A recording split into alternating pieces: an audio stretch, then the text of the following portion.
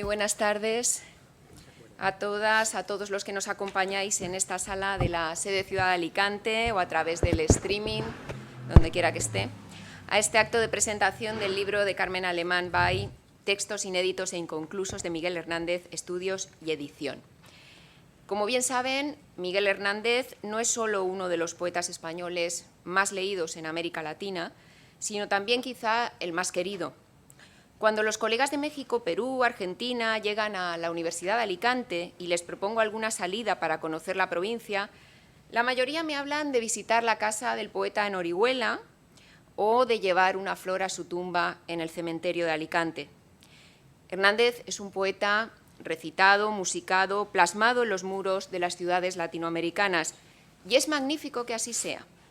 Pero Hernández es también un poeta que exige un estudio riguroso, que lo distancie de los estereotipos, que indague en sus lecturas, sus influencias, sus logros poéticos, y que analice su escritura no como el fruto azaroso de las musas, sino como un arduo proceso de trabajo llevado a cabo con rigor. A esta tarea se ha dedicado la doctora Carmen Alemán Bay durante 3 décadas. Esto es, desde que finalizó una tesis doctoral en 1992 dirigida por José Carlos Rovira, con el título El antetexto hernandiano, análisis del proceso de escritura y propuestas para una nueva edición de la obra poética de Miguel Hernández. A pesar de su extensión, tenía más de 2000 páginas, hay alumnos aquí, no hace falta que copiéis a Carmen, pues la verdad es que esa tesis, que sirvió además para la edición de la obra completa de Miguel Hernández, que llevaron a cabo Agustín Sánchez Vidal, José Carlos Rovira y ella misma, bueno, pues esa tesis no agotó una línea de investigación sumamente fructífera para su autora, quien es ampliamente conocida en el ámbito internacional, no solo por este motivo, desde luego, pero sí por ser la máxima especialista, o una de las máximas especialistas en la obra de Hernández, y específicamente en este tema, el proceso de creación, el proceso de escritura. Sobre este tema, Alemán publicó, entre otros múltiples trabajos, el libro Miguel Hernández, el desafío de la escritura, el proceso de creación de la poesía hernandiana en 2013, y hace escasos meses ha dado a la luz este libro que nos ocupa hoy, dedicado a unos manuscritos cuya transcripción, datación, ordenación y contextualización le han llevado 10 años. La conmemoración en estos días del fallecimiento del poeta oriolano ha sido el pretexto ideal para que el Centro de Estudios Iberoamericanos Mario Benedetti y la sede universitaria Ciudad de Alicante ofrezcamos hoy un espacio de diálogo sobre este libro, sobre lo que significa para entender la producción no solamente poética de Hernández, y quizá otras cuestiones que salgan a la luz a lo largo del diálogo sobre este poeta universal. Lo haremos de la mano de su autora y de 2 grandes especialistas que creo que no necesitan presentación, pero sobre los cuales voy a apuntar unos brevísimos datos solo para contextualizar el acto de hoy. El doctor José Carlos Rovira, catedrático emérito de Literatura Hispanoamericana de la Universidad de Alicante, es uno de los máximos expertos también en la obra hernandiana. Realizó su tesis doctoral sobre la producción poética de Hernández y con posterioridad le ha dedicado numerosas ediciones, artículos, capítulos de libros, monografías. Fue presidente de la Comisión Ejecutiva del Año Hernandiano en 2010 y comisario de la exposición La sombra vencida, que se inauguró en la Biblioteca Nacional ese mismo año. Ha sido medalla al mérito hernandiano de la Fundación Miguel Hernández en 2019 y en 2020 publicó un libro, creo que es especialmente pertinente para los temas que vamos a tratar hoy, titulado El taller literario de Miguel Hernández entre los clásicos y la vanguardia. Por su parte, el doctor Ángel Luis Prieto de Paula, catedrático de Literatura Española en nuestra universidad, escritor, crítico literario, máximo especialista en la poesía española, yo diría de todas las épocas, pero especialmente del siglo XX, es autor de libros tan destacados como Poesía, textos y contextos, de Francisco de Aldana a Amalia Bautista, Las esquinas del yo, estudios de literatura española contemporánea, o ese libro publicado en 2021, La poesía española de la Segunda República a la Transición. Evidentemente, Hernández ha formado parte de ese amplio espectro de poetas estudiado por Prieto de Paula, y no son pocos los trabajos de su amplísima bibliografía que se dedican a este autor, pero Quizá como hoy estamos a unos pasitos del Instituto Juan Gil Albert, pues convenga recordar especialmente la coordinación en 2010 de ese monográfico de Canelobre, Miguel Hernández, 100 años. En fin, hay ocasiones en las que una se siente especialmente orgullosa de pertenecer a la Universidad de Alicante, de haber tenido y seguir teniendo la suerte, la oportunidad de aprender de grandes maestros cuya calidad docente e investigadora solo es comparable a su calidad humana. Hoy, sin duda, es uno de ellos. Queridos José Carlos, Ángel Luis, Carmen, muchísimas gracias por aceptar esta propuesta y compartir esta tarde con nosotros. Bien, si queréis, para establecer cierto orden de intervención, pues podríamos comenzar con las palabras de Ángel Luis Prieto de Paula, continuaremos con José Carlos Rovira y después que nos hable Carmen Alemán y después dejaremos paso a las preguntas, comentarios del público. Muchas gracias.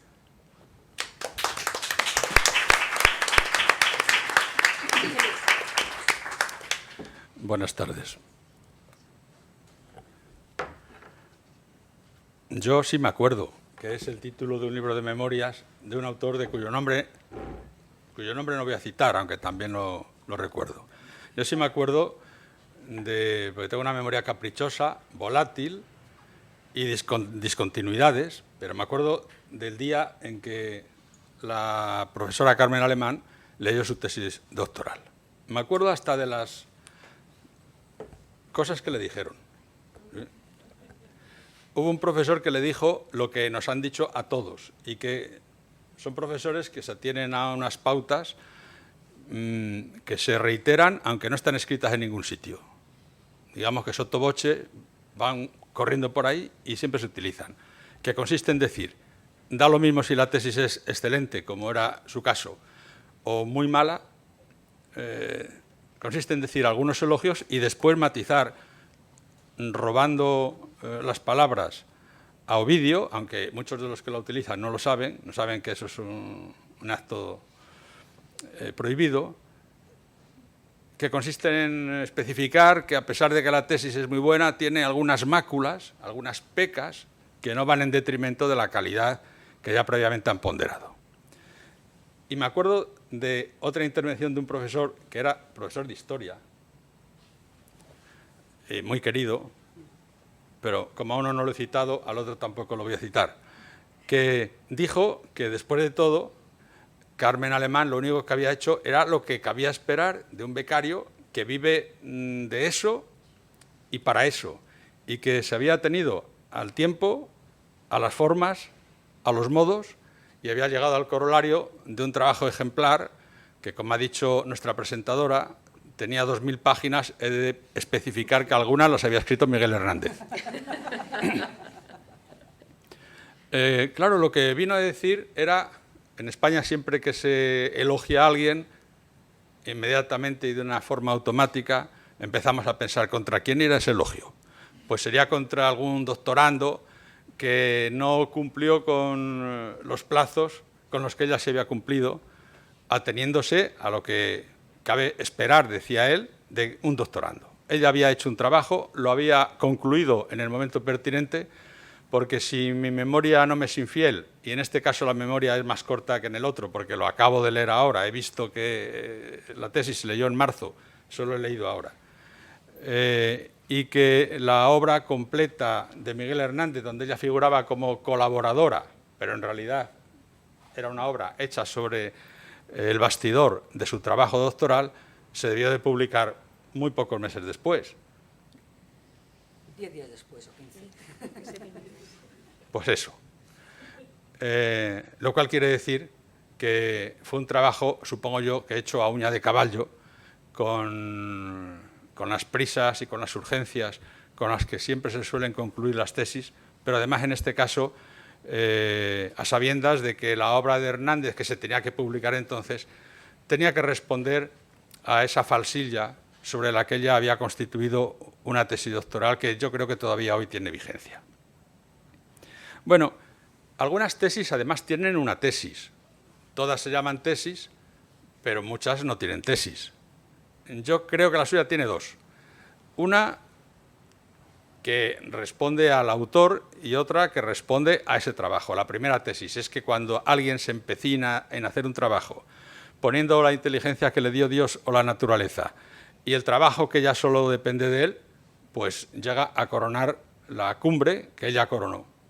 Y además tuvo la suerte de que, como el Pisuerga pasaba por Valladolid y Miguel Hernández se había muerto en el año 42, tuvo la suerte de que se produjeron confluencias astrales en virtud de las cuales pues, su tesis fue publicada de otra manera en una obra completa porque la poesía y todo el trabajo de prosas, teatro, etcétera, que todavía hoy sigue siendo referencia. Y aunque ha habido otras ediciones donde os han preterido, por lo menos en la parte exterior, yo creo que son la misma edición que hicisteis vosotros. ¿Y cuál es la otra tesis? La otra tesis tiene que ver con el poeta. Ella sostiene, y lo sostiene en este libro, del que les voy a hablar enseguida, que este poeta no responde a la idea que nosotros tenemos de este poeta. Es verdad, queremos creer que es un poeta alumbrado, que es un poeta alumbrado a través del cual pasa la musa sin romperlo y sin mancharlo, y cuyo resultado final son poemas en los que él apenas ha tenido participación.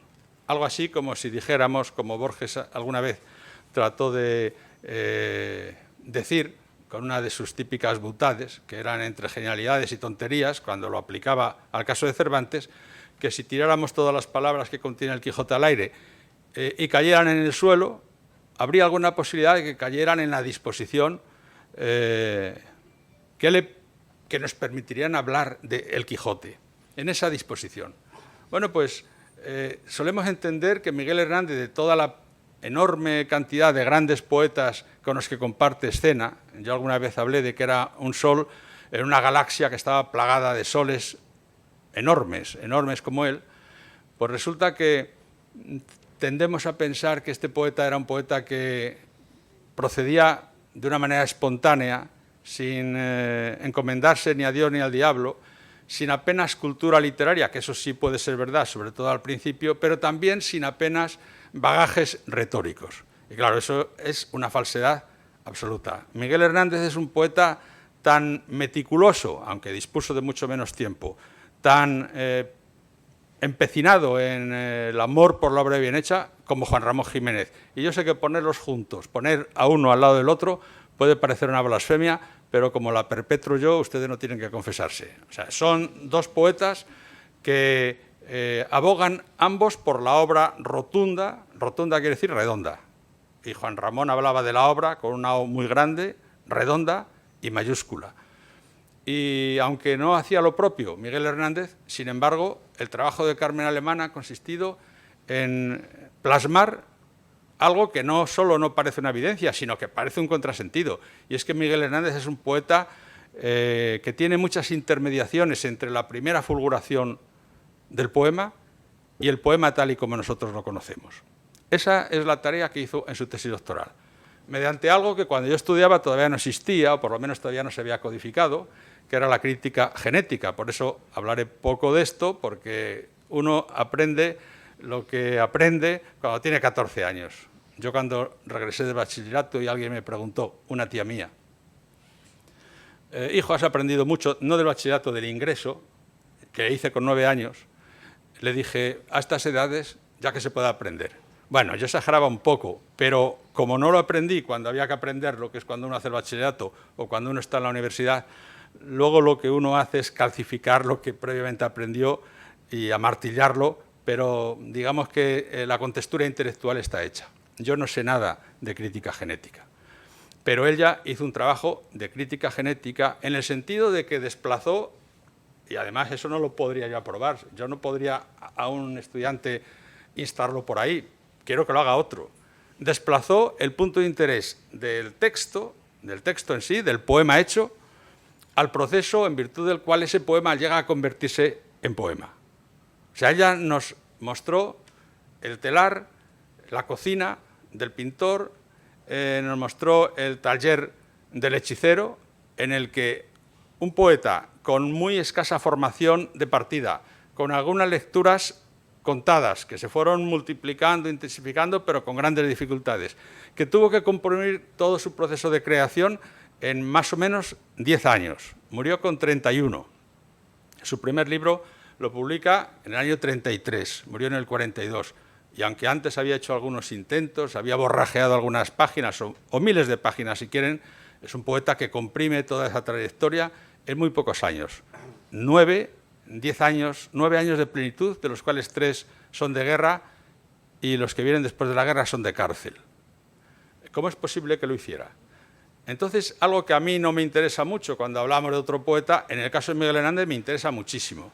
Y me interesa muchísimo porque me permite entender no el poema en sí, que a eso tenemos acceso todos en ediciones normales, en ediciones convencionales, sino el proceso en virtud del cual ese poema llega a ser poema, o incluso el proceso en virtud del cual muchos textos borrajeados sobre el papel, en renglones seguidos, probablemente para no gastar más de lo imprescindible, comenzando con versiones en prosa que después se iban paulatinamente convirtiendo en versos, y esos versos sustituidos por otros versos, en tanto que la literatura es un palimpsesto donde nosotros vamos escribiendo sobre lo que hemos escrito, y lo que escribimos al principio se escribió sobre lo que escribieron otros, y por eso decía Amado Nervo que lo original es eso que no sabemos muy bien dónde lo hemos leído, porque todo está dicho y lo que nosotros hacemos es decirlo por vez primera, tal y como lo decimos nosotros.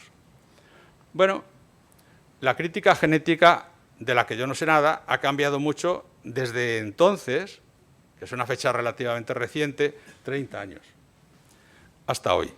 La eternidad, creíamos entonces que eso iba a ser para siempre, la eternidad cada vez dura menos tiempo. La aceleración de la historia nos lleva a esta especie de contrasentido. La eternidad que antes duraba hasta el jueves o hasta el viernes, ahora termina mañana. Diríamos que ya no haría esa misma tesis, supongo, tal y como la hizo entonces, porque los utensilios, las armas y los bagajes con los que se hace han cambiado. Pero yo he dicho que esa tesis está viva, o sea que tiene vigencia absoluta. ¿Y por qué lo digo? Pues porque este libro, en el fondo, viene a ser una suerte de corolario de esa tesis. Este libro tiene, diríamos que 3 partes, y aquí habla mi corazón, que no está divorciado de mi cabeza, pero fundamentalmente mi corazón. Tiene una parte que es nuclear, aunque está al principio, que es la dedicatoria. Está dedicado a una persona homónima, también se llamaba Carmen, que tenía el desparpajo, la autosuficiencia, el atrevimiento, la frescura de decirle a la maestra, no corrigiéndola, sino especificándole algo que la maestra no sabía. En ese asunto del centenario de Miguel Hernández, la jefa es mi madre. En la segunda parte es intelectualmente, para mí, la más útil, que es su introducción. Y ahora les digo por qué. Es la más útil porque los que no vayan a estudiar el sistema expresivo de Miguel Hernández o el sistema de creación no van a leer la parte Mollar, podríamos decir. No lo van a leer porque ya he dicho que son borradores. Pero ella se ha tomado la molestia no solo de leerlos, sino de trabajarlos, de anotarlos, de ordenarlos, de ponerles el nombre y los apellidos, y ha exprimido eso de manera que nosotros podamos alimentarnos con lo que ella ha extraído de unos textos que nosotros no tenemos por qué visitar y que la mayor parte de la gente no va a poder visitar. Por eso es un libro que vale por lo que vale, además de otras cosas, pero vale por lo que vale esa introducción, que es verdaderamente interesantísima. Y lo otro le servirá a los poetas, fundamentalmente. A los poetas que se creen que están esperando la llamarada que viene de lo alto, en virtud de algún efluvio divino que le inspire Platón o Pitágoras, o las musas, o la amada, y se percate de que el poeta que menos responde a ese estereotipo era un poeta que rompía, que borraba, que escribía los poemas en prosa, que los tachaba, que los articulaba, que los desarticulaba, y que casi como una Penélope insomne, que era lo que hacía Juan Ramón Jiménez, hacer y deshacer, en alguna ocasión dijo que le gustaría poder reescribir toda su obra el último día de su vida para que diera cuenta del que había llegado a ser, porque él era como un poeta en construcción. Bueno, pues hay muy pocos ejemplos de un poeta que se nos ofrezca en construcción. Este libro no tiene ningún interés como libro de poeta, tiene interés como libro de artesano que es poeta en otros textos. Y la autora o la coautora lo especifica, porque habla de textos y de poemas. Este vale por lo que nos enseña de poeta en proceso, de poeta haciéndose, cociéndose, cocinándose, y algunas veces sin que al final haya un plato, sin que al final haya un resultado perceptible, aunque muchos de los textos terminan desembocando en poemas que conocemos o que desconocemos. Y bien, yo diría que en este sentido lo que nos ha mostrado la profesora Carmen Alemán y Miguel Hernández en todos estos borradores que terminan constituyendo algunas veces el poema y que otras veces no van a ningún sitio, se terminan chocando con el muro de una realidad que no le permite construir el poema, nos enseña que para descubrir el yo hay que, frente a lo que piensan algunos poetas que no leen a sus coetáneos, a sus contemporáneos, porque no quieren resultar influidos, para descubrir el yo no hay que caer en el error de confundir la originalidad con la novedad. Yo siempre suelo citar a Juan de Mairena, un profesor creado por don Antonio Machado, que avisaba a sus alumnos contra el error de esa confusión. Y por eso hablaba de que muchas veces los novedosos apedrean a los originales. Todo lo que está dicho aquí lo han dicho otros, pero el modo en que lo dice él es absolutamente genuino y en este sentido genial, porque responde a una especificidad. Y esa genialidad está detrás de todas las lecturas, de todos los aprendizajes, de todo lo que se ha ido imponiendo para descubrir ese yo, que yo creo que en ninguna obra como en este libro aparece tan, fíjense que acabo de decir que se iba imponiendo, que se iba vistiendo, que iba absorbiendo, que iba succionando, que iba leyendo, para descubrir justamente a ese que estaba debajo de todo, en el corazón de todo. Miguel Hernández, visto a través de una investigadora que se ha quemado las cejas y buena parte de su vida en descubrirnos lo que había en el Sancta Sanctorum o en el sagrario del poeta. Muchas gracias.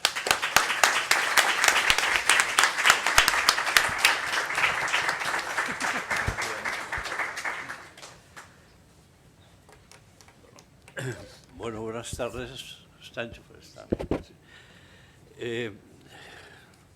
Ángel Luis ha dicho casi todo, pero yo voy a intentar decir algo que tiene que ver con la memoria. A lo largo de bastantes años yo he intentado crearme la imagen de Miguel Hernández mientras escribía en unos papeles que eran soportes generalmente muy pobres, soportes que llenaba de tachaduras, de palabras nuevas, de palabras a veces hasta ese momento desconocidas por él, que buscaba en los diccionarios. Eso fue un trabajo inicial, además, que realizó Carmen hace bastante tiempo, de adjetivos que intensificaban significados, de verbos emocionales y precisos. Esta imagen conjetural se unía a veces a la del poeta en la acción de leer, leyendo, descubriendo literatura del pasado y del presente, encontrándose con Góngora, con Quevedo, con San Juan de la Cruz, con Garcilaso, con Lope de Vega, con Calderón. Últimamente estoy con el conde de Villamediana y Miguel Hernández, o con los más próximos, Federico García Lorca, Jorge Guillén, Juan Ramón Jiménez, Pablo Neruda, Vicente Aleixandre, Ramón Gómez de la Serna.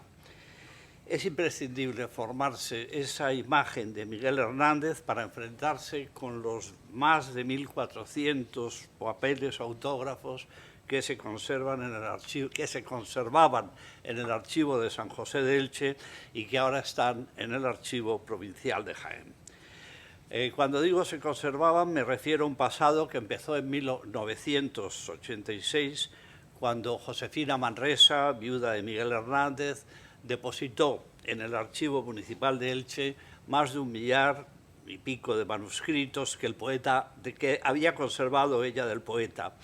Los había conservado además escondiéndolos durante muchos años por la persecución que había vivido el poeta y que seguía sufriendo la memoria del poeta durante casi toda la vida de ella. Incluso en un documento que publicamos en el 2010, aparecía un director general dirigiéndose a un ministro diciendo: esta mujer que su padre fue asesinado por los rojos y que sin embargo siempre ha estado con los rojos, etc. Es un documento escalofriante porque es del año 66. Una parte de esos papeles habían sido publicados, algunos pocos mal publicados, y otra parte era inédita, consistente sobre todo en lo que consideramos esbozos y antetextos. En 1988, Josefina había fallecido en el 87. El alcalde de Elche, Manuel Rodríguez Maciá, me encargó la catalogación de aquel fondo y yo y todos tuvimos la fortuna de que Carmen aceptase trabajar en su ordenación. Carmen, por entonces, estaba iniciando sus estudios de doctorado en la Universidad de Alicante.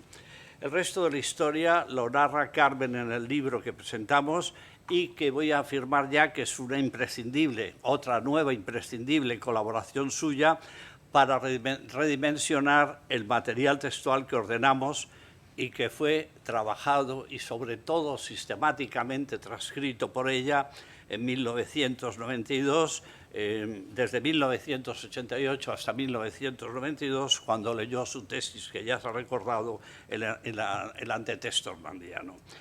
Más de 2.000 páginas de edición y reflexión sobre los manuscritos de Miguel Hernández, que son sin duda el trabajo más relevante que se ha realizado sobre los orígenes de su poesía, sino el trabajo más relevante en cualquier caso sobre Miguel Hernández. Y lo es por varias razones que ya se han recordado. La primera, porque amplió generosa y rigurosamente la edición que realizamos en 1992 de la obra completa de Miguel Hernández. La segunda, porque en 2013 Carmen publicó un libro titulado Miguel Hernández, el desafío de la escritura, que es, como escribí hace tiempo, uno de los mejores libros sobre el poeta, un libro que rehace, amplía y determina la compleja escritura de un poeta que murió antes de cumplir los 32 años y que realizó en poco tiempo de escritura un esfuerzo inopinado que provocó uno de los resultados más imprevistos de nuestra tradición literaria. Creo que, como dije hace algún tiempo, como escribí, el desafío de la escritura es lo que el libro de Carmen Alemán reconstruye de una forma absolutamente nueva. O sea, se trata de explicar entre primeras versiones, prosas que anteceden a versos, variantes y variaciones, cómo aquel joven llamado Miguel Hernández iba escribiendo algunos libros que están en el canon de la poesía española del siglo XX. Cómo trabajó sobre todo con dureza el lenguaje, cómo se apoderó de él y creó un estilo o varios estilos propios en su poesía. Y la tercera aportación es el material textual que nos entrega ahora con sus textos inéditos e inconclusos de Miguel Hernández, estudio y edición. Un libro en el que nos ofrece poemas no acabados y el material textual preparatorio de textos que quedaron sin vincular a los que se editaron en la obra completa. La primera edición se ha agotado en poco tiempo. Creo que estamos ante lo último que quedaba de la textualidad hernandiana. Queda ahora que se sumerjan, porque no se hizo sobre el apéndice de las obras completas, que se sumerjan algunas personas en esa textualidad, porque podrán aportar nuevas lecturas, seguro. Sumergirse en esas páginas es encontrarnos de nuevo con la imagen del poeta en sus titubeos, sus hallazgos, sus imposibles, sus avances, sus retrocesos incluso. Es como un magma textual cuya lava no acaba de cristalizar, pero indica la potencia de su origen. Un capítulo, el cuarto, como ya ha resaltado Ángel Luis, Reflexiones sobre los textos inéditos e inconcluso, nos ofrece un espacio de vinculación y un ejercicio de vinculación entre elementos de ese magma textual y cristalizaciones posibles en versos, en una lección crítica que recomiendo al lector por la validez metodológica de estas relaciones textuales en lo que el poeta escribe y lo que finalmente resulta. La utilidad del libro, diré ya, imprescindible e impredecible.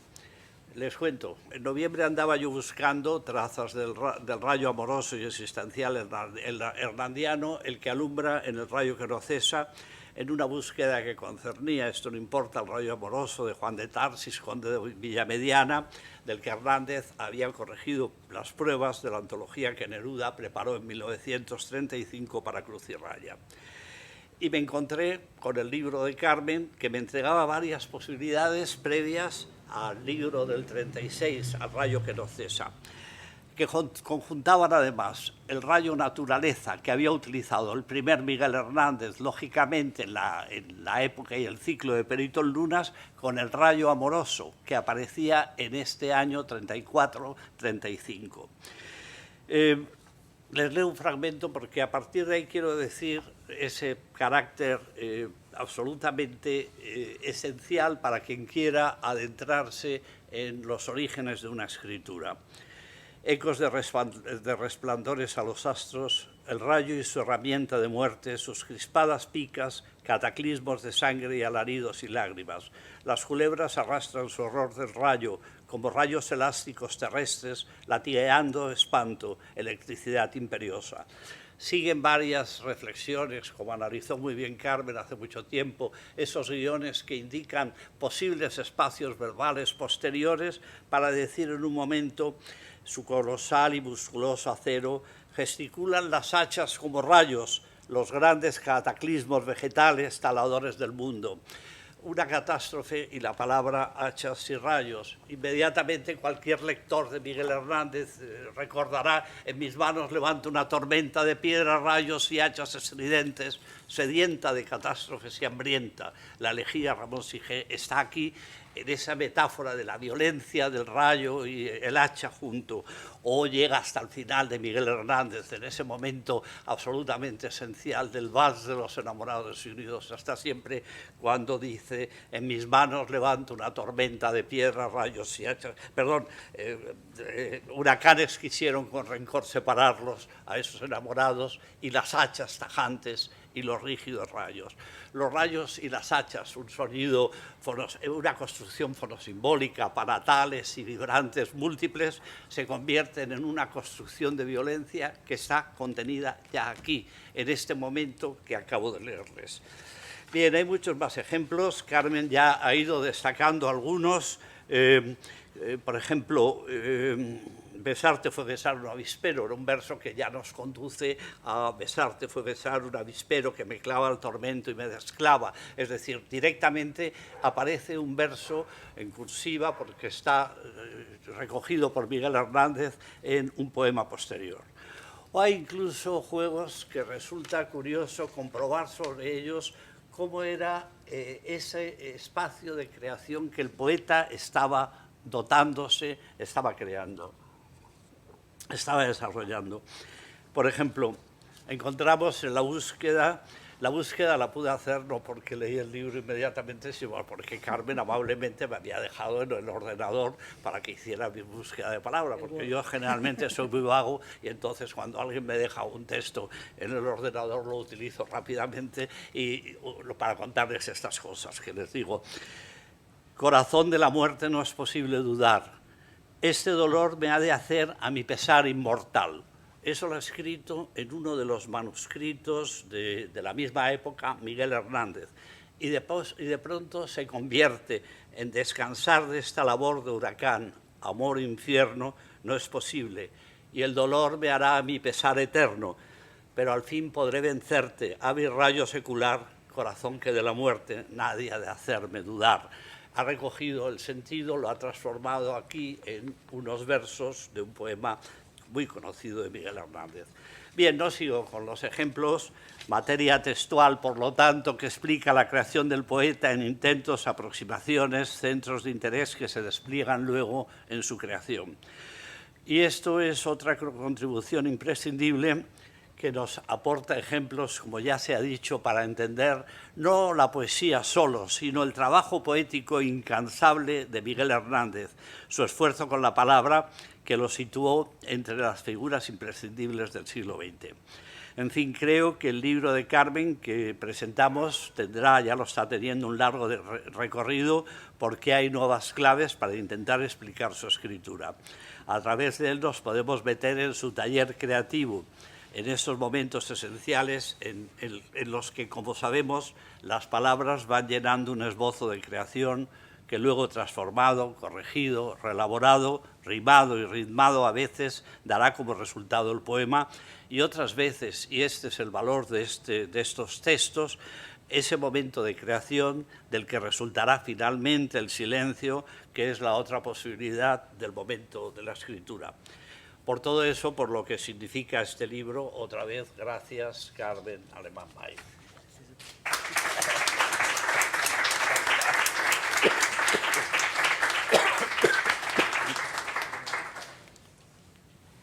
Buenas tardes. Gracias por venir. A alumnos, exalumnos, colegas, amigos y demás familia. También a los que nos están escuchando a través de streaming. Es para mí un honor estar aquí, presentar el libro en Alicante. Ya se ha presentado en otras ciudades, pero fue prácticamente por el empeño de Beatriz Aracil, a quien le agradezco que me invitara a presentar el libro y también a esta casa, ¿no?, que nos ha dado el lugar para hacerlo, y con dos acompañantes de excepción que tengo a mi derecha y a mi izquierda, dos maestros para mí, por diferentes razones. Ángel Luis Prieto de Paula, que formó parte del tribunal de esa tesis doctoral que ya se ha mencionado, y a una persona a la que quiero mucho, él lo sabe, y que también admiro muchísimo. José Carlos Rovira, mi maestro, mi director de tesis, que me hizo descubrir otra visión de Miguel Hernández.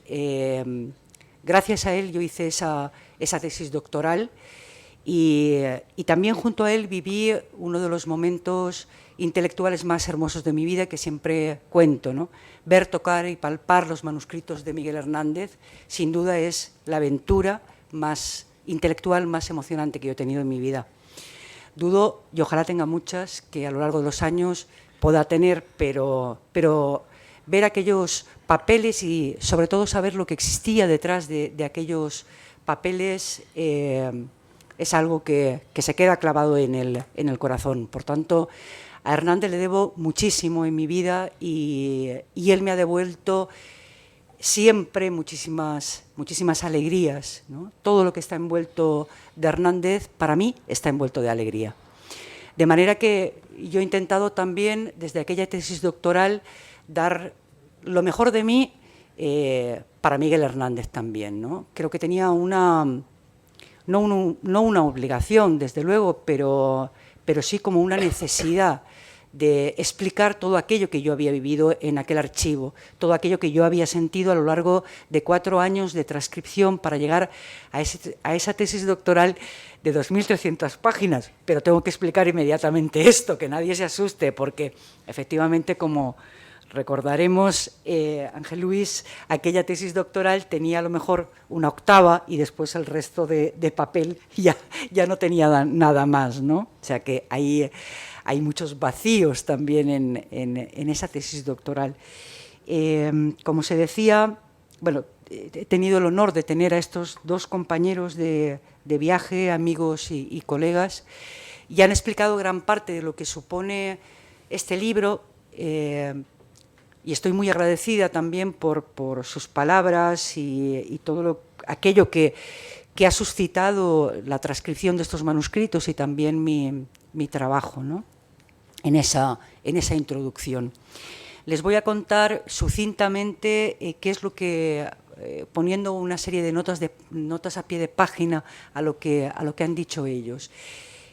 Estos textos efectivamente ya estaban en mi tesis doctoral, pero aquella tesis doctoral dio lugar a muchísimos libros, a muchísimas ediciones, bueno, algún libro, a bastantes ediciones, pero quedaba ahí un cuerpo, una serie de textos, más de 170, que no pertenecían a ningún poema publicado por Miguel Hernández. Es decir, son pruebas, son textos inconclusos, es verdad que inéditos, pero que finalmente no llegaron a concluirse, no llegaron a su final.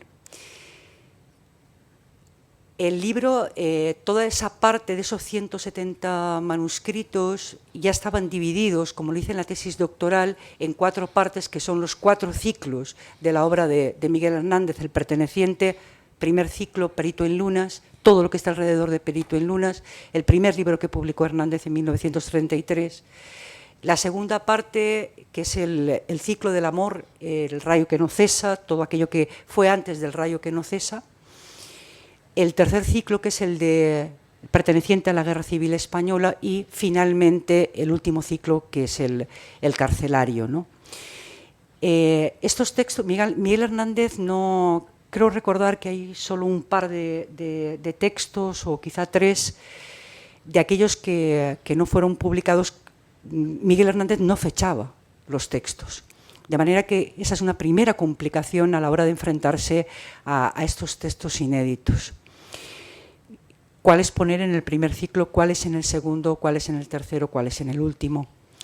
Bueno, ya cuando alguien ha trabajado larga y creo que intensamente a un poeta, y en el caso de Miguel Hernández, prácticamente hay como una querencia especial hacia esas letras, hacia esos contenidos, y efectivamente la caligrafía de Miguel Hernández ya me orientaba cuál de los 3 ciclos podía pertenecer a ese texto, por supuesto el contenido también de esos textos, y al haber estudiado con intensidad ese proceso de escritura, ese proceso de creación, pues yo ya sabía que, o sea, de qué manera, aunque siempre tuvo una serie de características que podíamos llamar generales en ese proceso de creación, sí que es verdad que de un ciclo a otro fue cambiando, como igualmente cambió la letra, ¿verdad? Entonces, todo eso eran pistas para organizarlos en los respectivos ciclos. Dentro de cada uno de los ciclos hay también varias partes, porque no todos los textos tienen la misma entidad. Hay textos que simplemente son frases que el poeta pensaba, y hay poemas casi acabados, ¿no? Después leeré algunos ejemplos que considero son ilustrativos de todo ello.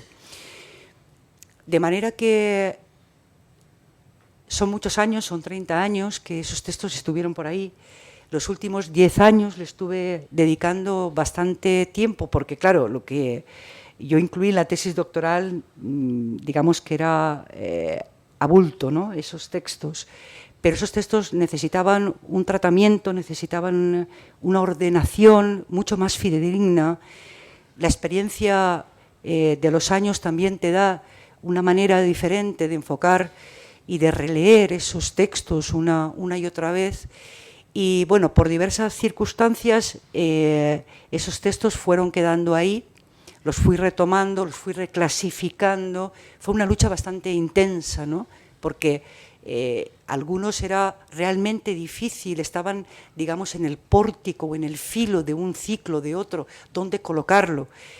Posiblemente haya errores en la colocación, pero digamos que por las pistas que he indicado anteriormente, me da la impresión que están bien colocaditos y bien aseaditos en el lugar en los que están, ¿no?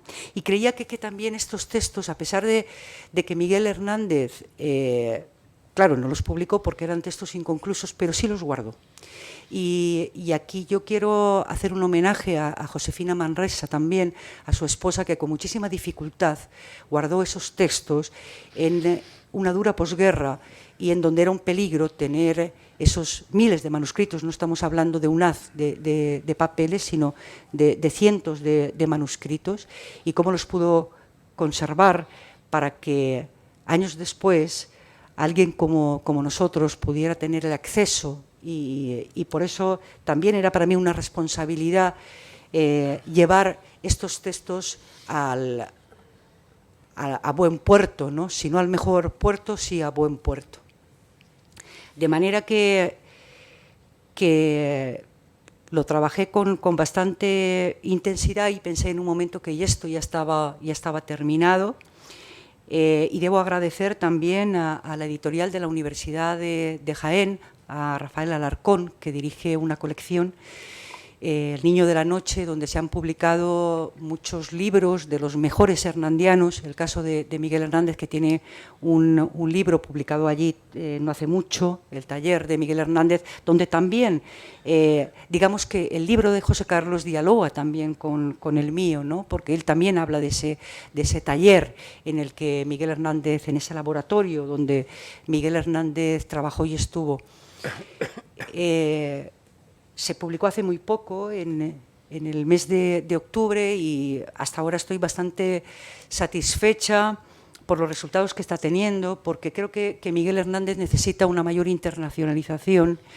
Y bueno, de momento el libro se ha presentado en varios lugares en España. Hay otras presentaciones a lo largo y ancho del país, y también en otros lugares como en Berlín, ¿no? En una muy buena universidad de Berlín. Allí también se presentó y creo que, bueno, lleva ya una primera reimpresión que a mí me alucina un poco, porque este libro de textos, donde se recuperan textos, donde hay cierta complejidad, pero que uno puede leer. Hay que leer estos textos de Miguel Hernández, digamos que a ratitos, ¿no? No hay que empacharse tampoco de Miguel Hernández, hay que digerirlos, ¿no? Hay que como tomarlos poco a poco, como los buenos vinos también, ¿no? Y me gustaría leerles algún texto para que vean la naturaleza de ellos. Hay varios que a mí realmente me emocionan, y les decía que se ha publicado hace poco, pero sí que es verdad que está teniendo ciertas repercusiones que a mí me agradan mucho, ¿no? El mismo José Carlos Rovira comentaba hace un momento que a él le sirvió buscar el término rayo y ver para sostener una teoría muy hermosa de la relación de Hernández, Pablo Neruda y Villamediana, por ahí, ¿verdad? También un profesor de la Universidad Complutense de Madrid, un especialista en Góngora, ha visto también muchísimos elementos gongorinos en estos textos, ¿no? En estos textos inconclusos.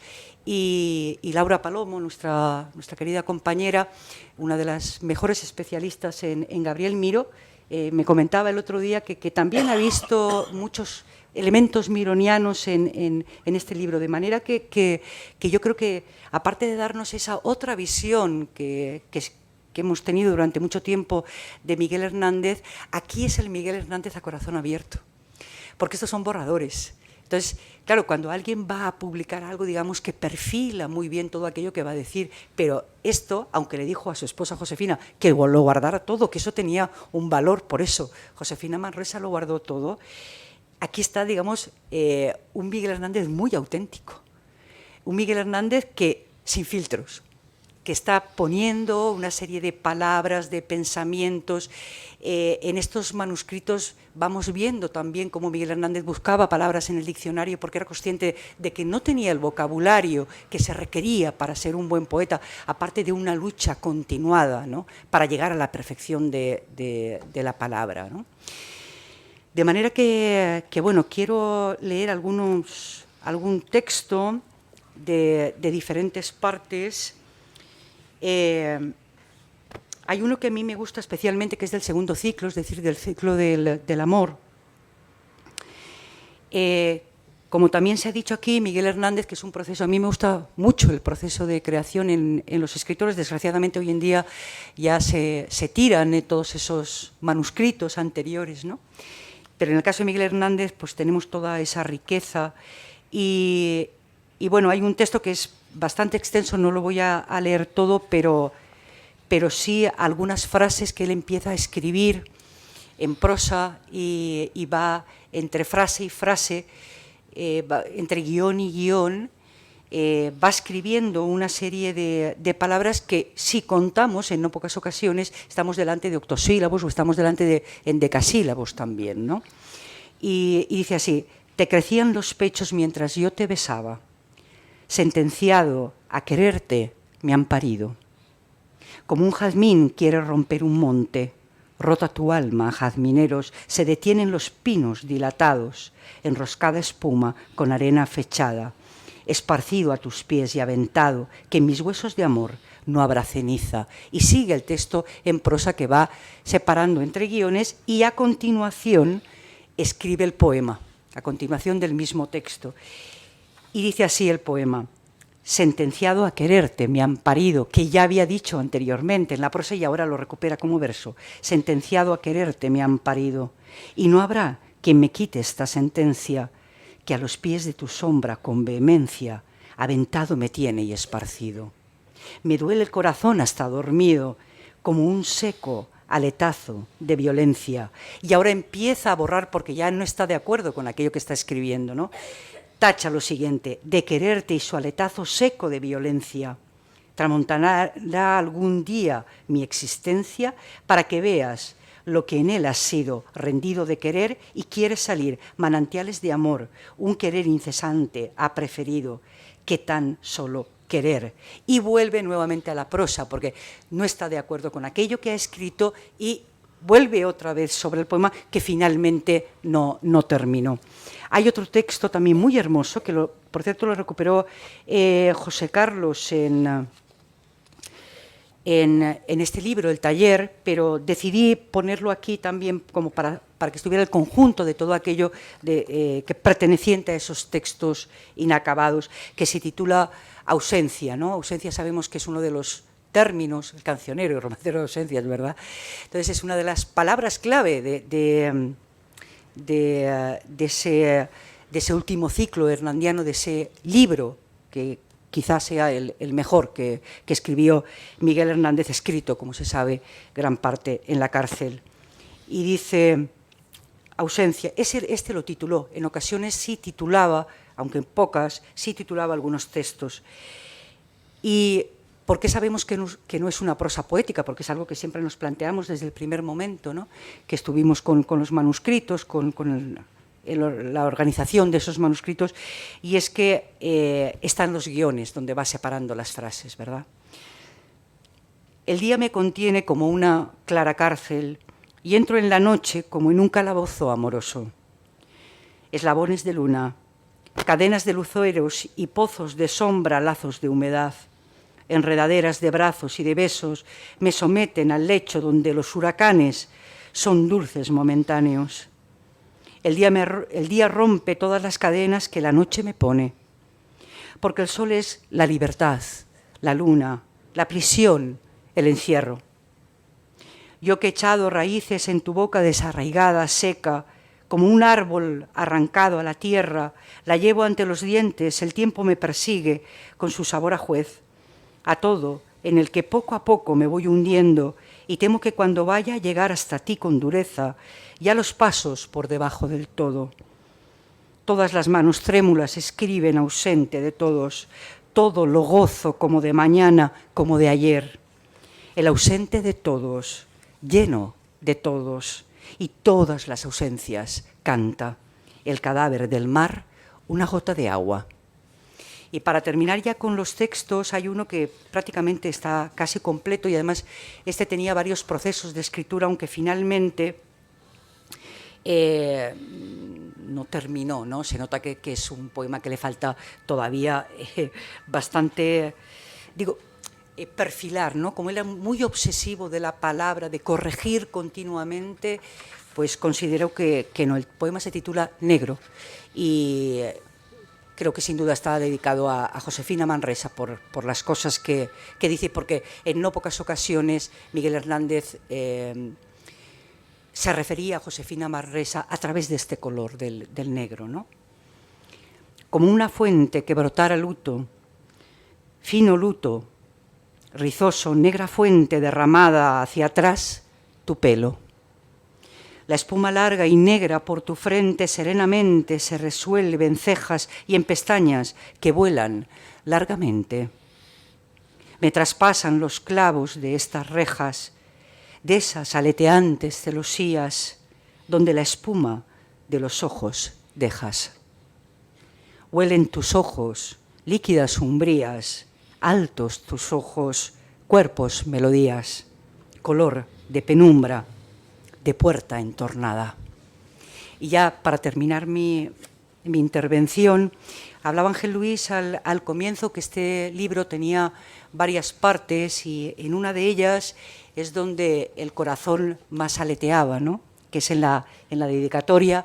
Y entonces quiero leer esta dedicatoria y a quién está dedicado este libro. A mi hija, Carmen Herrero Alemán, 1999-2018, que partió tempranamente.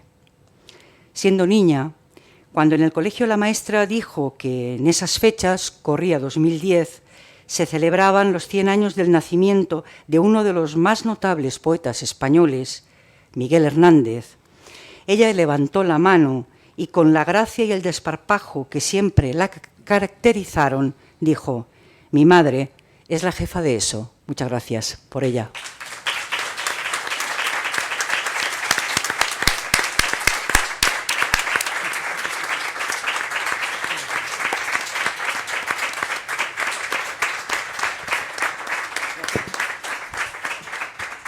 Bueno, creo que se ha demostrado sobradamente que hacía falta este acto, que era necesario presentar este libro y bueno, aunque a veces estos tres maestros nos dejan sin palabras, muchas veces ya estamos acostumbrados a este nudo en la garganta que nos dejan, bueno, pues tenemos también tiempo para preguntas, comentarios, cuestiones que queráis hacerles. Aprovechad porque es un buen momento de encuentro. Además, a mí me encanta hablar, o sea que... sobre todo cuando tengo un micro delante, entonces ya me emociono, ¿no? Y lo saben, los alumnos se ríen porque lo saben, ¿verdad? Exalumnos. Romper el fuego, que sea por empezar. Yo no sé, claro, me vas a decir que me lea el libro, claro. Eso es lo que debo hacer, leerme el libro. Pero si me puedes adelantar algo, ya has dicho, tú has dejado caer que las influencias, podríamos decir, de otros poetas, sobre todo Miguel Hernández. Ya ha aparecido Álvaro Góngora, lógica. Hay versos que cantan a Góngora. No hay que ser un literato, ojalá yo fuera como vosotros, y sobre todo como mi querido Ángel Luis Guillén, que es un poetazo. Pero vosotros sois unos grandes estudiosos, pero es un poetazo. Bueno, pues yo diría que hay veces cosas que cantan, ¿no? Como el Góngora. Hay cosas que le recuerdan indudablemente a Gabriel Miró. Pero yo digo, en esa época había unos poetas de segunda fila, pero que eran muy populares. No voy a decir nombres porque algunos son muy estrechos con mi vida. No influyeron, se encuentra, se ha estudiado eso, esas posibles influencias o posibles traspasos de metáforas, de verbos entre algunos poetas.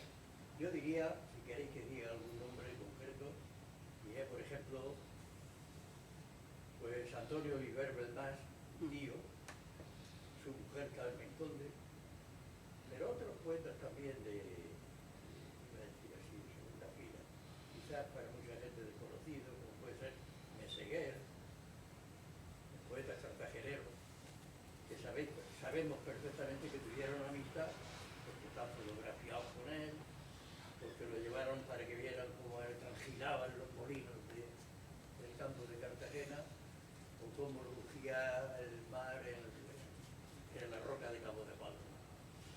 Entonces, digo, se atisba si hay posible traspaso. Yo sé precisamente que sí, al revés sí, de Miguel Hernández hacia Antonio Oliver y a Carmen Conde, pero al revés, de Carmen Conde Olivera y de poetas de segunda, por decirlo de alguna manera, que no son tan de segunda, muchas cosas.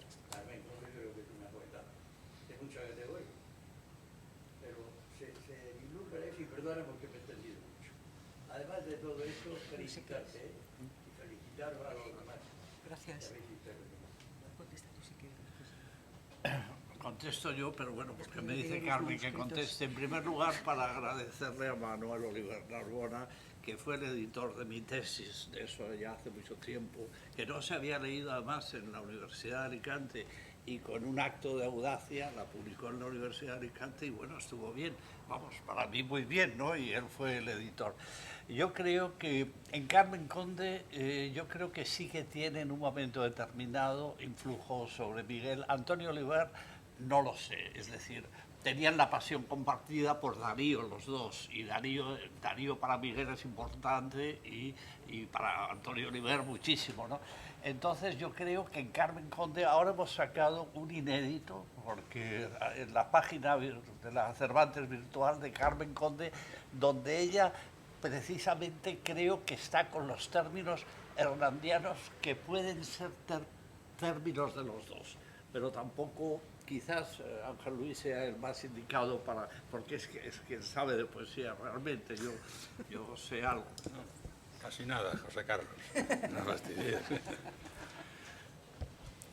Ante todo, desconocía el parentesco con Oliver Belmas, que fue... Lo llevamos bastante escondido, porque como eran de izquierdas, ¿Que era de izquierdas? no está muy de Bueno, moda, ¿verdad?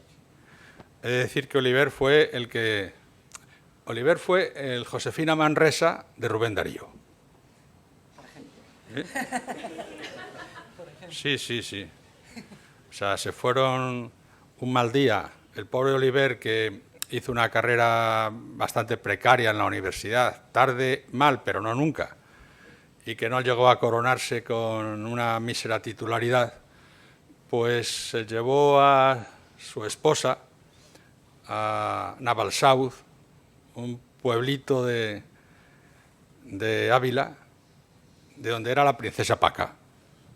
La princesa Paca es Francisca Sánchez, que hizo de Josefina Manresa, porque no sabía lo que tenía, esa desconfianza que tenía Josefina Manresa, que le quitaba las cosas a Morelli. Me dijo Morelli en cierta ocasión, dice, qué desconfiada era esa mujer. Digo, hombre, era su obligación preservar las cajas de zapatos con los papeles, porque si no iban allí los pseudoeruditos y se los robaban, escribían sobre lo escrito, etc.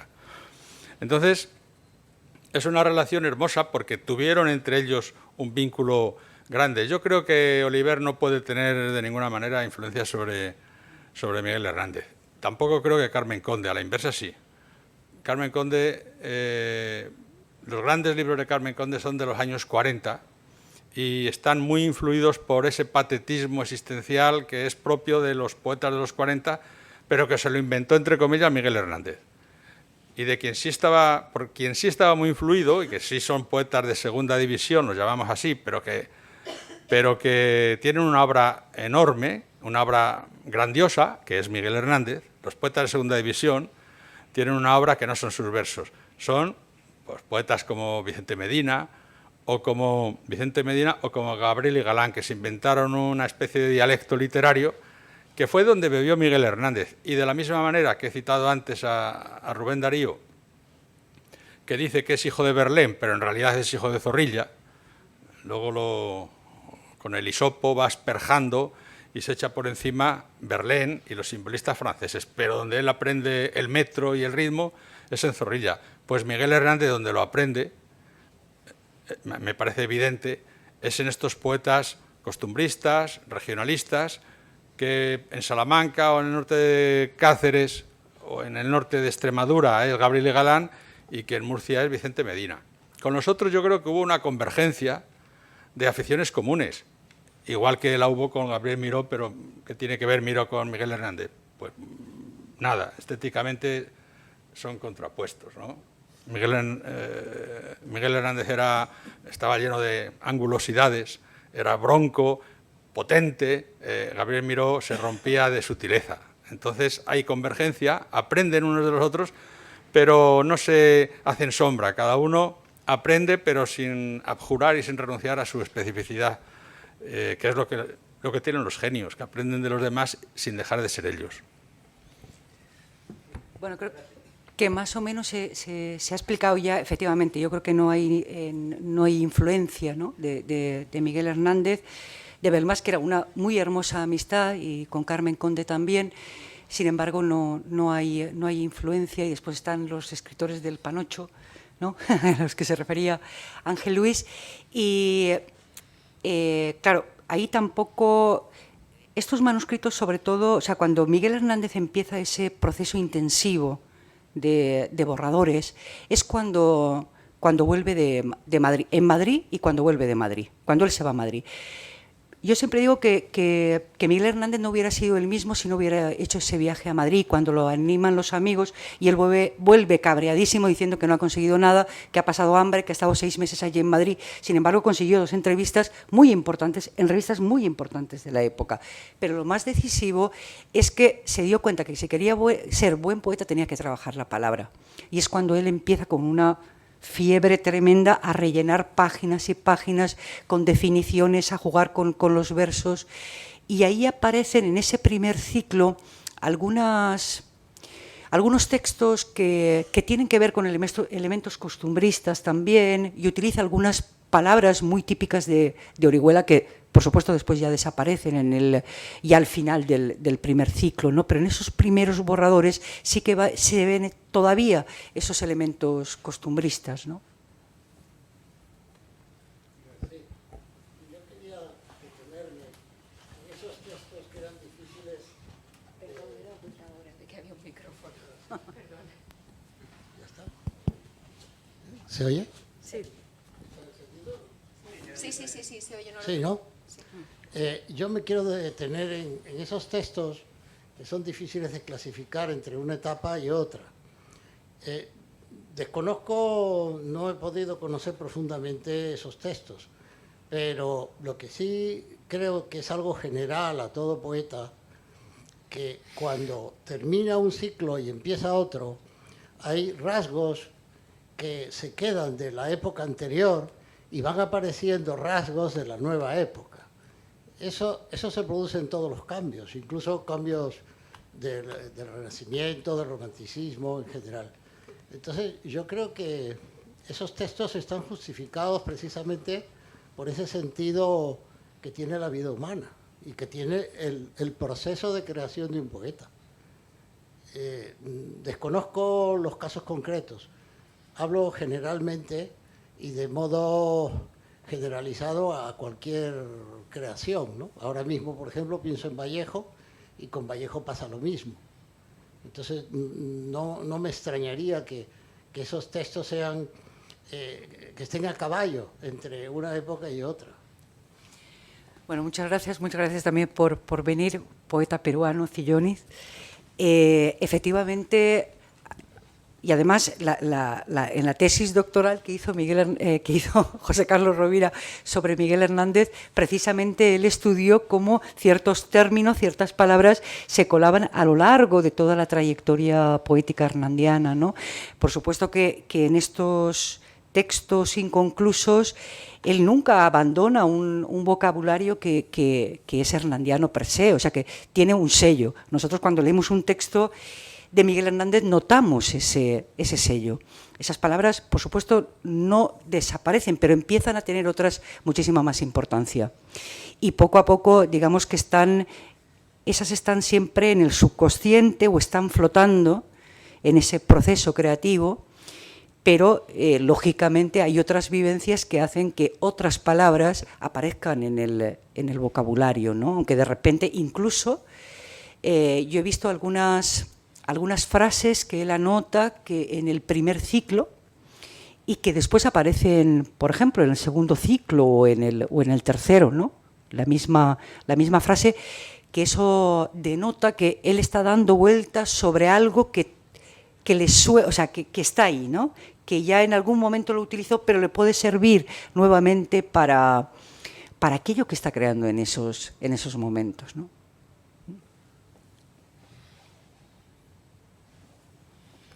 Cecilia, desde México. Aquí vamos de país América Latina.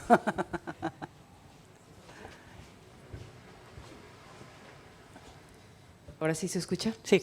Si es que hablo bajito, si no, entonces no. Bueno, yo antes que nada quiero agradecerte, Carmen, haber llegado a este libro, sobre todo, ¿no? Porque en el 2013, cuando nos conocimos, tú ya estabas trabajando el desafío de la escritura. Y me tocó después leer el libro, aprender muchísimo de él.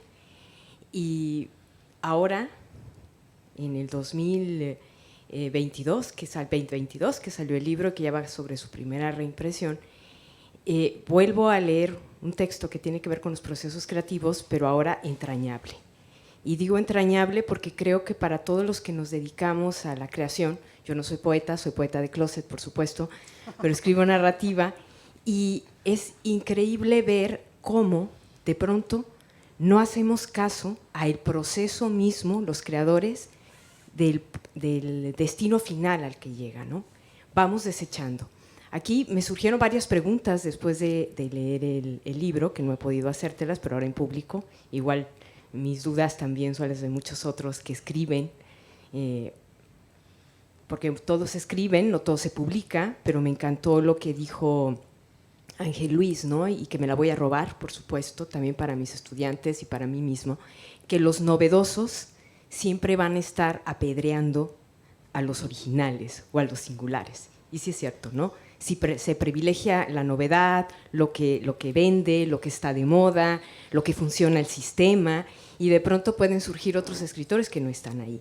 Y tú rescatas todo eso porque ya está ahí, pero que lo trasciende también Miguel Hernández. Pero la cuestión también de que si no sería una cosa de la edad. Yo después de leer el libro fui a buscar mis originales, por supuesto, que tengo muy pocos, pero todos responden a una primera época. Antes de tener 30 y tantos años yo guardaba todo aquello. Ya después, no sé qué sucede en el proceso, que hay una especie de distanciamiento o de alejamiento, de pena de todos esos primeros esbozos y que se quedan ahí. Entonces, a mí me llama la atención y te lo quería preguntar, porque no lo dices ahí, pero sé que quizá también lo has pensado, si no la muerte temprana, si no este poeta que ya era magnífico, que podría haber llegado a ser Cervantes, Nobel, no sé, si hubiese continuado, ¿qué pasa en esa necesidad de conservar todos los primeros borradores y de pensar que lo que también estamos haciendo es extremadamente singular? Y que tenemos esa confianza que se pierde con los años, ¿no? Esa fuerza que está ahí, porque yo lo leí en muchos de estos borradores inconclusos, algunos son extraordinarios, y sin embargo no estaba consciente de ello. Entonces sí me gustaría que nos comentaras si descubriste eso, pero murió a los 31 años, y tenía toda esa energía que se tiene del creador, que quiere llegar a ser un gran creador, y ya está ahí, lo fue. Muchas gracias, Cecilia. Te agradezco también aquella reseña que hiciste del libro en el 2013 y la reseña que acaba de publicar en una revista norteamericana, Literal. La pueden buscar en internet. Es una muy hermosa reseña, digamos, de una escritora que reflexiona precisamente sobre esos procesos creativos. Fíjate que lo que estás planteando es muy interesante, ¿no? O sea, él murió extremadamente joven. Entonces, no podemos saber si después… Claro, a mí no me gusta conjeturar, porque hace poco, y aprovecho también para que consulten, el otro día se presentaron los portales, ¿no?, de Antonio Machado, que ha dirigido el profesor Preto de Paula, y el de Miguel Hernández, que ha dirigido José Carlos Rovira, que son extraordinarios, ¿no? Esto no sé por qué lo decía, porque quería decirlo, pero que… ¿No te gusta conjeturar? No, que no me… Gracias, Ángel Luis, que no me gusta conjeturar. Todo, efectivamente, eso venía porque me hicieron una entrevista para el portal de Miguel Hernández, ¿no? Y la última pregunta decía, ¿qué hubiera pasado con Hernández que después si hubiera vivido mucho más tiempo? Digo, bueno, no me gusta conjeturar, después viene la muerte y viene la nada. Después es nada. Por tanto, ¿qué hubiera pasado? No lo sabemos. No lo sabemos. Entonces, pensar que hubiera hecho esto o lo otro, sí que es verdad que esa juventud, quizá, y porque también estabas comentando tú, quizá le hizo guardar todo aquello, porque yo creo que él estaba convencido, aunque ahora sí que estoy conjeturando, sí estaba convencido de que lo que estaba haciendo era muy importante, que aquello tenía un valor, y por eso se le dice a Josefina también, ¿no? Quizá, pues con el paso de los años, pues aquello hubiera desaparecido, no lo podemos saber. Pero en ese momento yo creo que por carácter y por orgullo también, ¿no? De aquello que estoy haciendo es importante. Y porque yo estoy convencida de que en no pocas ocasiones él revisaba, o sea, estoy segura de que él revisaba los manuscritos. ¿Por qué lo sé?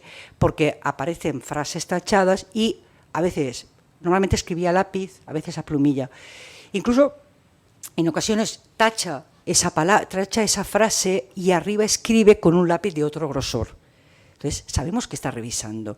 Y yo creo, por lo que estaba de alguna manera comentando antes, algunas frases que aparecen en el primer ciclo y que después vuelven a aparecer en el tercero, porque él ha revisado también eso. O sea, era como también un material, como ese laboratorio, ¿no? Esas pruebas que él esas maquetas que él tenía allí y que de vez en cuando les echaba un ojo para ver por dónde seguir. Yo me gustaría saber vuestra opinión. Bueno, lo puedo hacer así de...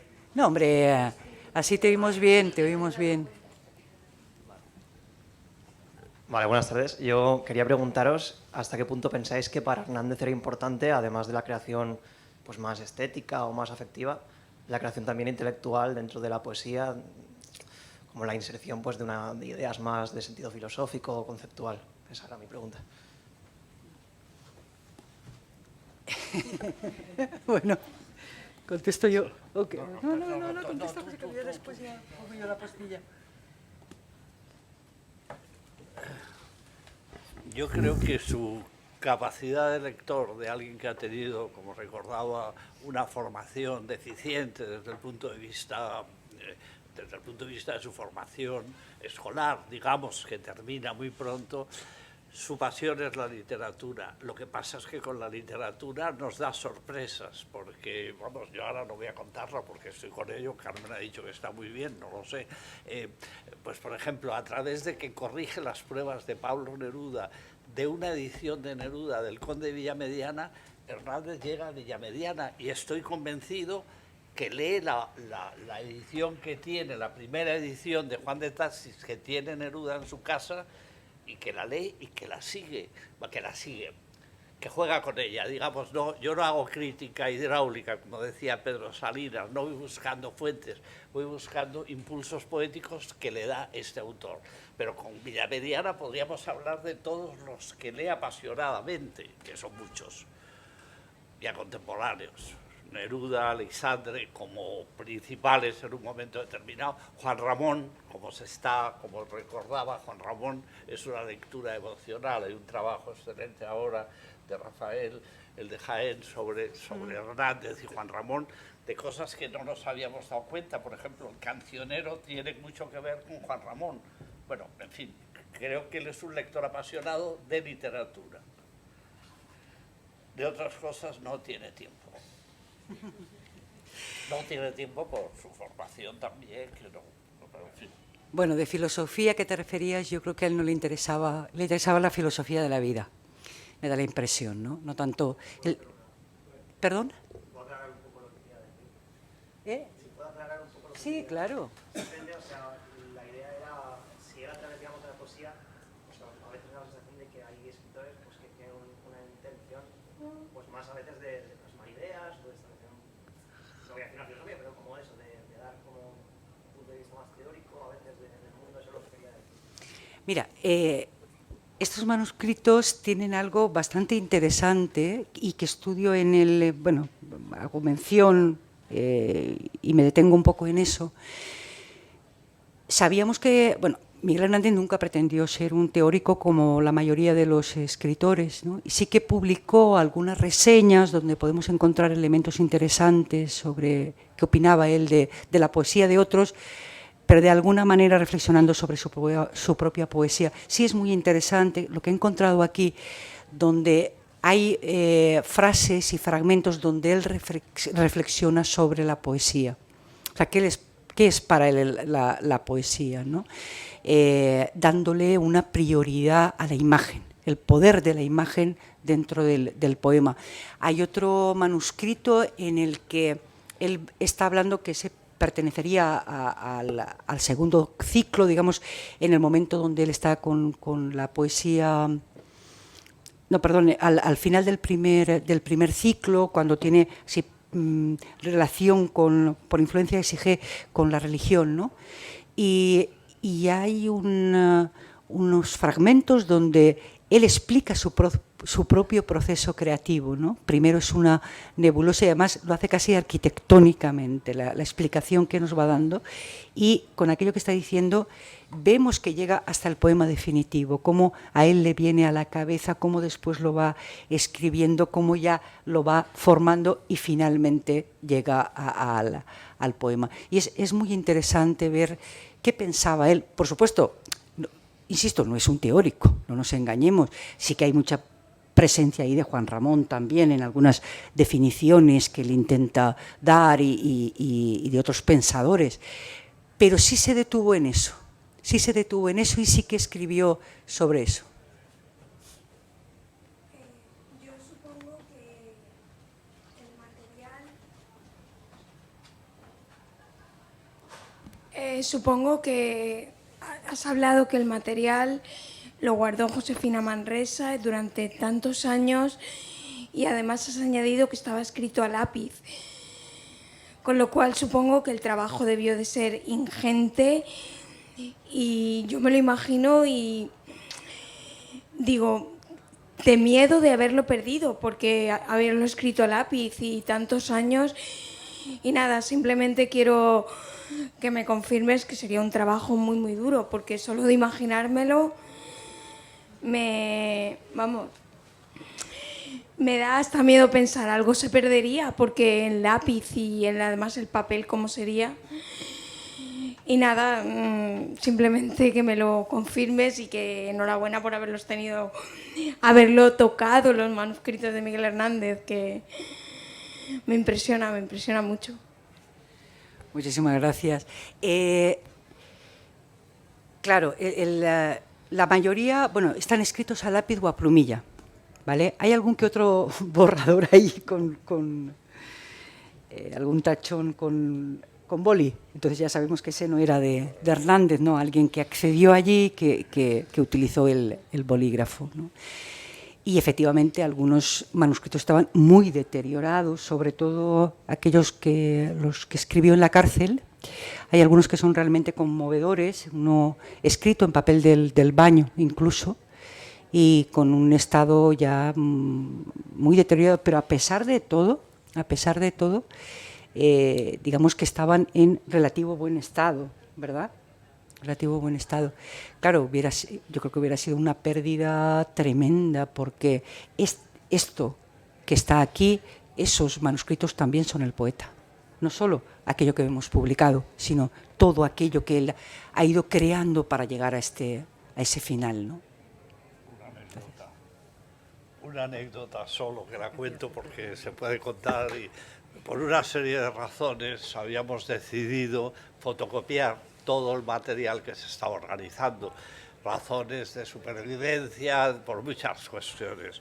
Viernes a las 3 menos cuarto, con el personal del archivo de San José urgiéndonos que nos fuéramos, porque por la tarde el archivo cerraba, ¿no? Y terminando fotocopias, porque salimos de allí hacia un coche y Carmen se da cuenta que el paquete que lleva no es de fotocopias, sino de manuscritos. Dios mío, viernes por la tarde. No pasó nada, porque el lunes por la mañana a las 9 estábamos allí con los manuscritos, ¿no? Pero dado el comercio que ha habido, a veces, puedo contar, no voy a decir nombres de personas que tuvieron que ver, la desconfianza de Josefina viene porque hubo gente que robó manuscritos. No voy a decir nombres, pero a mí me intentaron vender un manuscrito en el 92 en el Congreso de Miguel Hernández. No voy a decir, quiero decir que esa era la desconfianza. Pero vamos, imaginaos, Carmen y yo apuradísimos, Yo diciendo, claro, porque había que decir, Carmen, nos van a detener de aquí a Alicante, porque se van a dar cuenta que hemos dejado un paquete de fotocopias. Bueno, debo decir que José Carlos Rovira no durmió en todo el fin de semana y yo lo hice como un lirón. Porque pensé, bueno, que me detengan. Sí, fue un despiste. Sí que es verdad que bueno, parte de los manuscritos yo los fotocopié con permiso de la familia, porque, claro, transcribir todos esos manuscritos yo no podía estar continuamente yendo al archivo de Elche y trabajar allí todos los días, ¿no?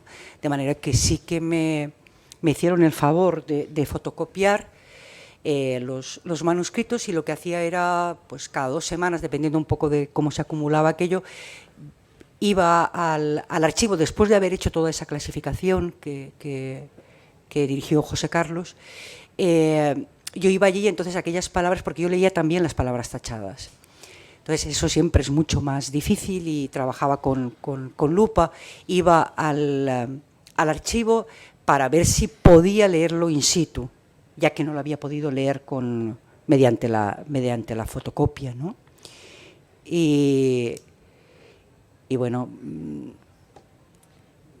aquello fue una de las muchas anécdotas que surgieron en aquel en aquel archivo. Una de ellas, y bueno, no quiero ser muy pesada, pero es que esa fue tremenda, cuando José Carlos me dijo que si quería colaborar con él en la ordenación de los manuscritos de Miguel Hernández, y yo dije, bueno, pues aquí pasó un mirlo blanco, ¿no? O sea que, por supuesto que sí.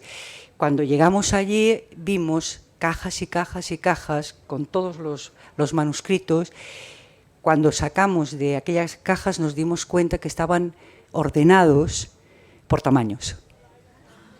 Entonces, imagínense 1000 manuscritos, ponerlos en una mesa y como un enorme puzzle ir poniendo un manuscrito aquí, otro allá, primera etapa, segunda etapa, inédito, borrador, versión definitiva. Claro, clasificar todo aquello fue como un juego, ¿no? Como un hermoso juego al final, y eso es lo bonito. ¿Ya has encontrado algún poema nuevo que no se conozca, que sea muy interesante? Ella publicó, bueno... Cuando transcribí todos los manuscritos, hubo unos 100 poemas inéditos que se publicaron en la obra completa. Se publicaron en la obra completa y, bueno, ya que estamos un poco de broma, José Carlos decía que yo por las noches los escribía, como ya sabía la letra de Hernández. Y entonces, para aumentar los manuscritos, ¿no? Cuando yo le decía, no, ya acabo de encontrar un inédito. No, lo has escrito tú. Bueno, la broma. Aquí lo que hay, también hay poemas, pero como el negro que he leído, que es el que cierra el libro, ¿no? Hay poemas, pero son incompletos siempre, inconclusos. Carmen publicó en ABC, justo los días que leía la tesis, 10 o 12 poemas inéditos absolutamente, y se formó un lío ya, el primer lío bueno, es que hay gente que le gusta formar lío, porque estaba autorizado para publicarlo y sin embargo apareció en el ABC, y también, claro, pensaron que Carmen y yo como manager o algo así estábamos ganando dinero a manos llenas. Carmen se compró un coche de segunda mano. Bueno, ya está sacando aquí todos los trapos sucios. Que lo llamaba... Miguelito. El chollo que no cesa.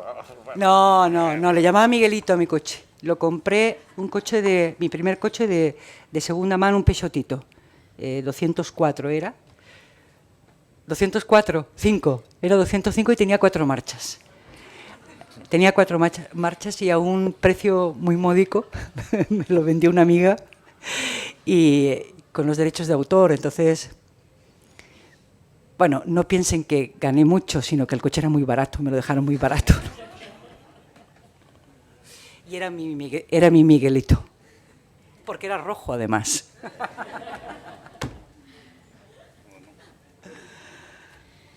Bueno, da la impresión de que podríamos quedarnos aquí hasta que ahora mismo nos va a tirar el el guardia de seguridad, pero sí creo, por lo menos solo para terminar, creo que efectivamente este acto era necesario, que es un excelente modo de homenajear a Miguel Hernández en esta semana tan especial, y solo me queda dar las gracias al público, que ya se habíamos entregado, porque los trabajos de Carmen los seguimos mucha gente y sabemos de su valía, y porque venía acompañada por estos dos grandísimos maestros que son Ángel Luis y José Carlos, así que sabíamos que el acto iba a ser magnífico, pero también queremos agradecer, yo creo que al público, esas intervenciones lúcidas, inteligentes, que nos han ayudado a continuar reflexionando. Muchísimas gracias a todos. Carmen, un gusto, como siempre.